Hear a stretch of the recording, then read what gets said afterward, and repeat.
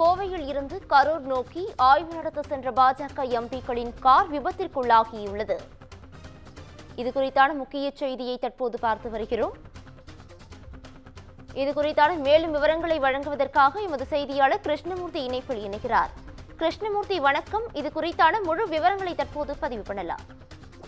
நிச்சயமாக கரூர் வேலுச்சாமிபுரத்தில் கடந்த 27ஆம் தேதி அன்று தமிழக வெற்றிக் கழக தலைவர் விஜய் அவர்களின் மக்கள் சந்திப்பு கூட்டத்தில் ஏராளமானோர் விபத்துக்குள்ளான நிலையில் அதில் உயிரிழப்பாக 41 பேர் உயிரிழந்த நிலையில் கரூர் துயர சம்பவம் குறித்து நேரில் ஆய்வு மேற்கொள்ள விமானம் மூலமாக கோவை வந்து கோவையிலிருந்து கார் மூலமாக 8 பேர் கொண்ட பாஜக எம்பிக்கள் குழுவினர் நடிகை ஹேமமாலினி தலைமையில் புறப்பட்ட நிலையில் பாஜக எம்பி ஹேமமாலினி, அனுராக் தாக்கூர் மற்றும் பாஜக மாநில தலைவர் நயினார் நாகேந்திரன் ஆகியோர் சென்ற கார் பின்னால் வந்த பாஜக நிர்வாகியின் கார் மீது லேசாக மோதியது.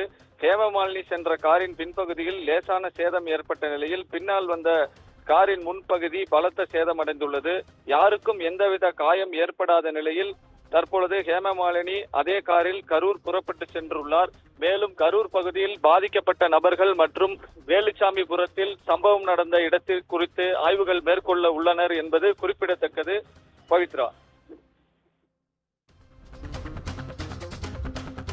கூடுதல் விவரங்களுக்கு நன்றி கிருஷ்ணமூர்த்தி.